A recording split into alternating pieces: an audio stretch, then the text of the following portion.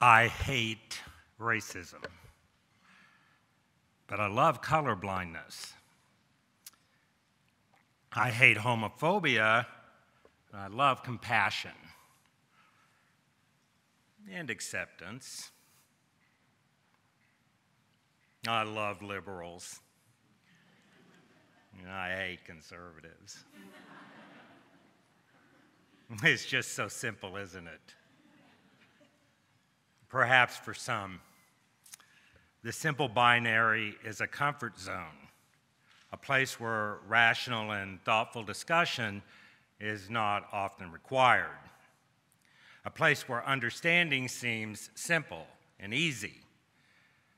But the world is not black and white, and the answers are not simple and easy. I prefer gray. Gray is harmony.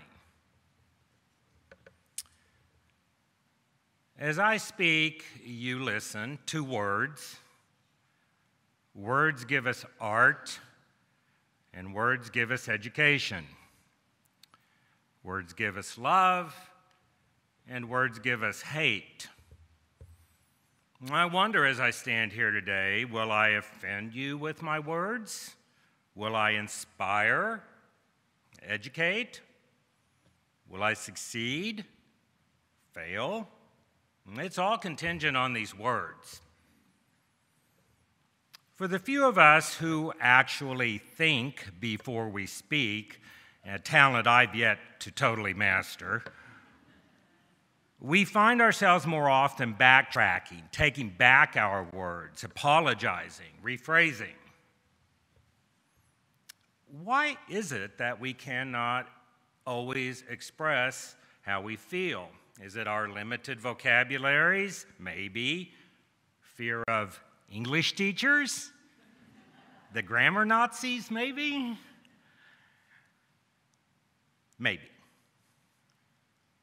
But maybe we have trouble with expression because issues in our lives are complicated. They're not binary issues. They're not black and white. Here are 4 topics with which most of us are familiar: sexuality, politics, race, and religion. These are language hotbeds, replete with labels, stereotypes, connotations, and misinterpretations. And all of them can be placed on a spectrum, if you will. Of course, this leads to another problem. How do we label this spectrum? Should we call it left to right, liberal to conservative, best to worst? Again, we're slaves to language. If we, as Unitarian Universalists, truly respect the inherent worth and dignity of every person and pursue justice, equity, and compassion in human relations, then it is our responsibility to find harmony along these various spectral lines and graphs. Let's look at sexuality first. We'll just start there. So, are you straight? I find this to be an odd word for heterosexuality. My pictures, namely, hang straight, and I drive straight, usually. But sexuality? What exactly does this mean? Do you look straight at only the opposite sex? As you stare straight ahead, don't let your eyes wander at all, or you might be considered gay. That is, happy to be homosexual. Of course, those truly homosexual must be careful to look only at those of the same sex. But wait. if I'm looking sexually only at the same sex, does that make me a straight guy? No, you must be bisexual. Well, not really, because even though you look at both genders, you prefer one over the other most of the time. That's what we call sexual preference. Some, including myself, hate the word gay and prefer the word queer to describe their sexuality, reclaiming that vulgarity, thinking the word gay to be too closely associated with a group of white, homosexual, male stereotypes, median income 80 to 250,000, self-proclaimed liberals who drive Volvos and vote Democrat. Okay, I do drive a Volvo. And I do prefer the company of men. However, most of my friends are women, and I would never consider a gay cruise entertainment. All these beckon stereotypes. I'm somewhere on this spectrum from straight to gay, but I'm not sure where because it's both sexual and cultural. Labels' very purpose is one of definition. And those definitions are often very gray. We must be this thing. We must be this way, this word. We must be this word so we can be understood, so we are defined, so we are labeled by a word that can certainly be plotted on the sexual spectrum. And unfortunately, once plotted, our sexuality, gay, straight, or in between, becomes a little more than a stereotype. Movement along the spectrum helps us break stereotypes and generalizations at the least, and eventually leads to change in both culture and law. From the recent ruling by the Supreme Court declaring marriage equality the law of the land, to private organizations such as the Boy Scouts, who just last week lifted their ban on gay scoutmasters, we are social justice in action along this legal and cultural spectrum, seeking harmony in middle ground, changing the attitudes of individuals along the way. But that harmony does come at a price. It does cost, and that cost is compromise. Without movement along the line, nothing will be accomplished.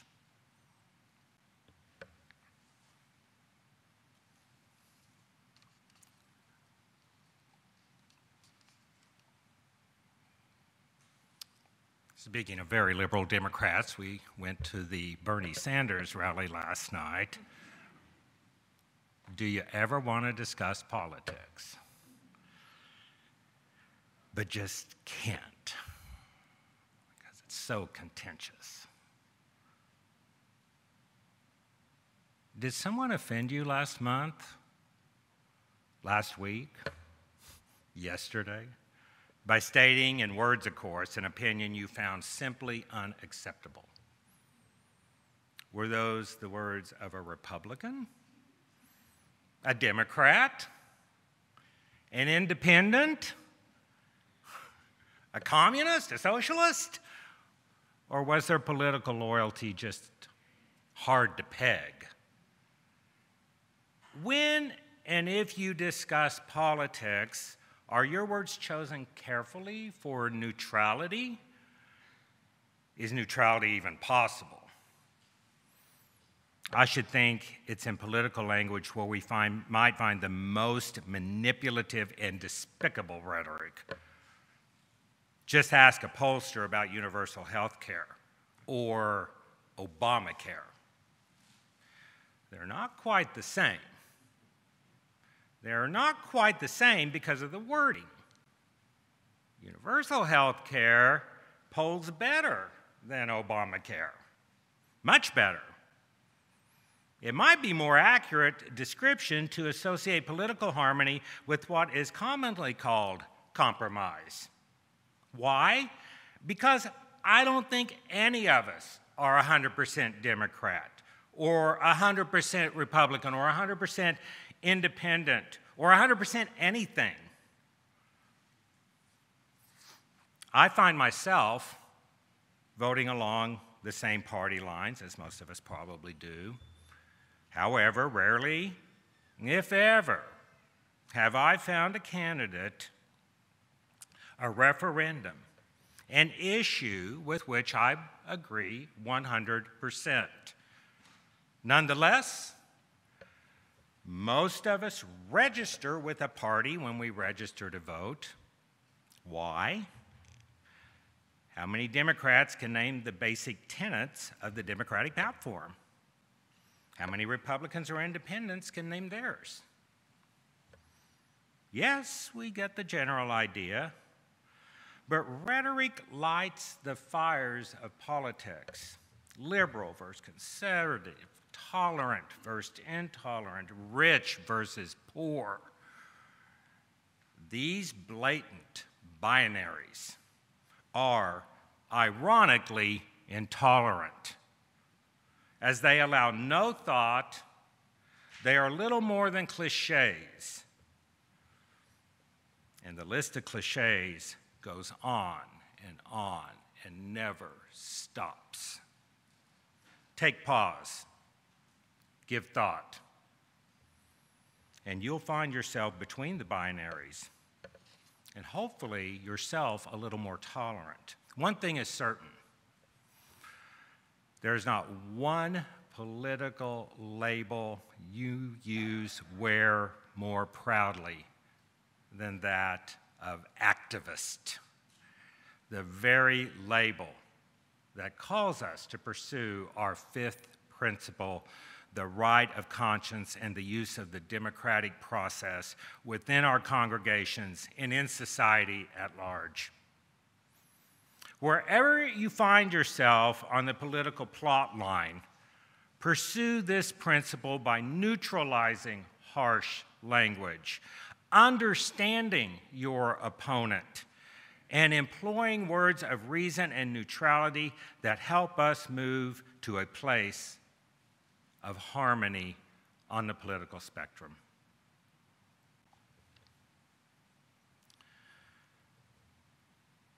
When I think about respecting the interdependent web of all existence, of which we are all a part, one aspect that comes forefront is race.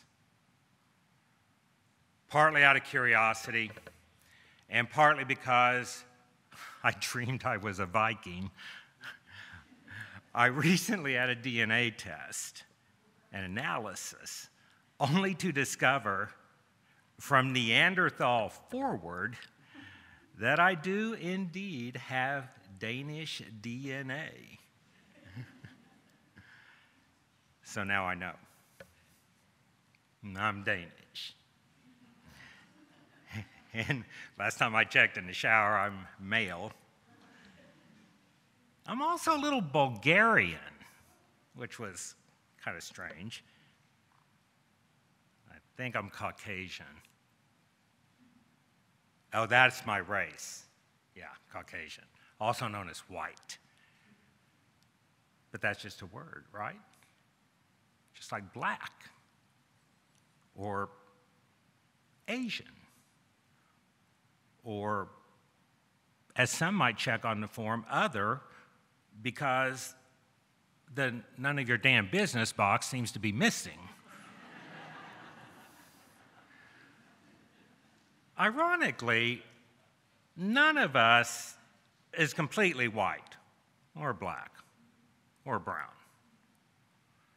As my DNA analysis would indicate, the human race is one big mixing bowl of colors.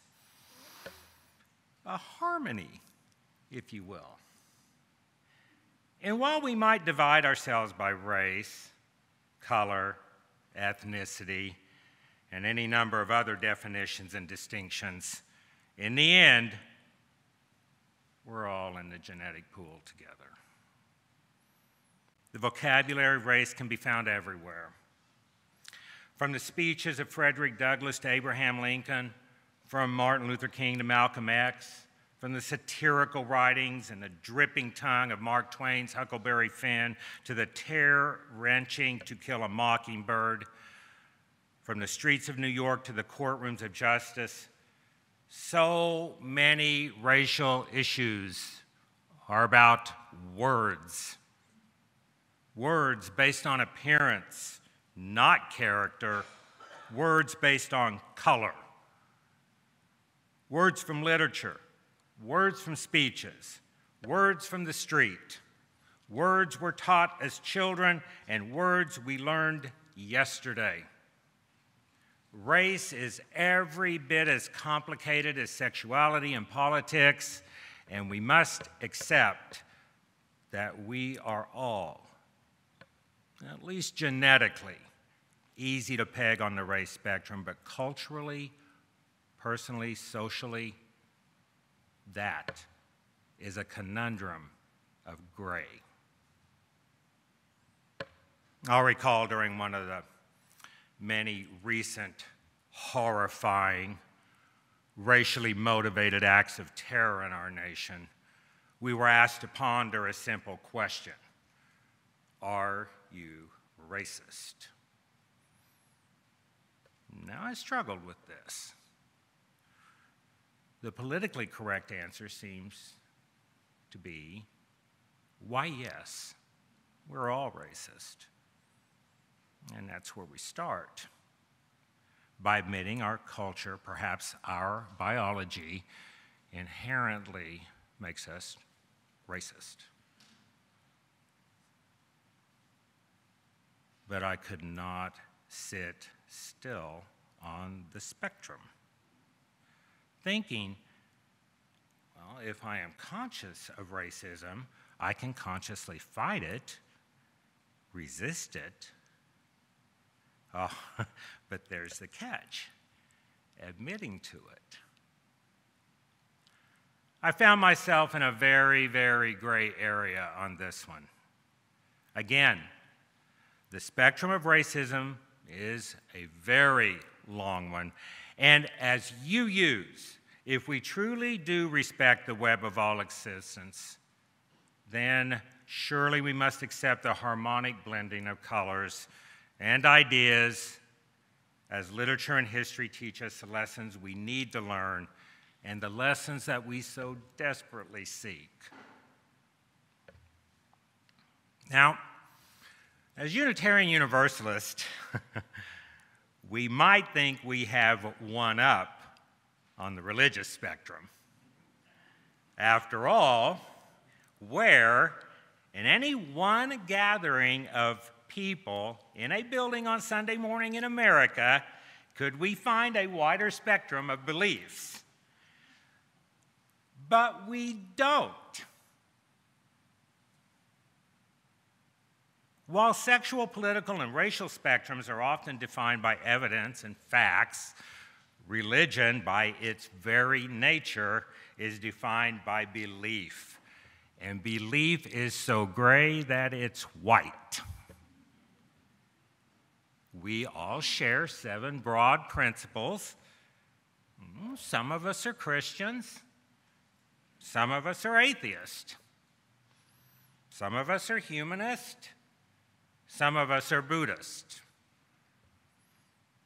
I would not presume to qualify or quantify the beliefs in this room, as that would number the seats. The binary here seems to be, well, let's see, atheist versus non-believer? But is a belief in nothing itself not a belief? And what exactly do believers believe in? This congregation raised the roof on the recent marriage equality decision, no doubt because we could easily rationalize that joy with a quick look at our principles. So did my friends' Christian congregations. But it's not hard to find the debate even within the same denominations on this issue. They are split. And you know what? I doubt that we are all on the same page either.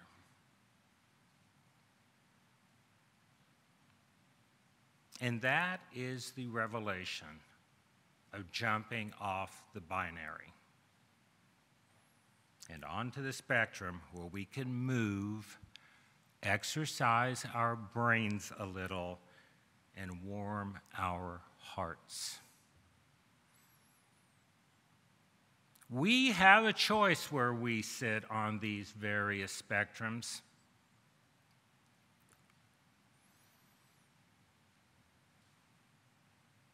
We have a choice. But we are more than plots on a line.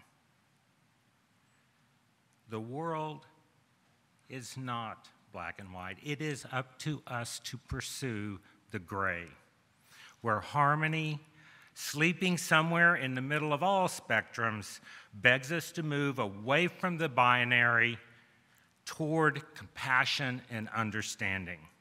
It is the ebb and flow on the spectrum, the movement of the very human condition which brings us harmony. Do not let words imprison you. Do not let anyone lock you onto a point on a line, sexual, political, racial, or religious. I am not, strictly speaking, queer or straight. I am not, strictly speaking, Democrat or Republican. I am not, strictly speaking, black or white or any other color. And I am not, strictly speaking, a believer or a non-believer. I am, strictly speaking, a human being, a Unitarian Universalist, a person who seeks harmony on the flow of many spectrums. Thank you.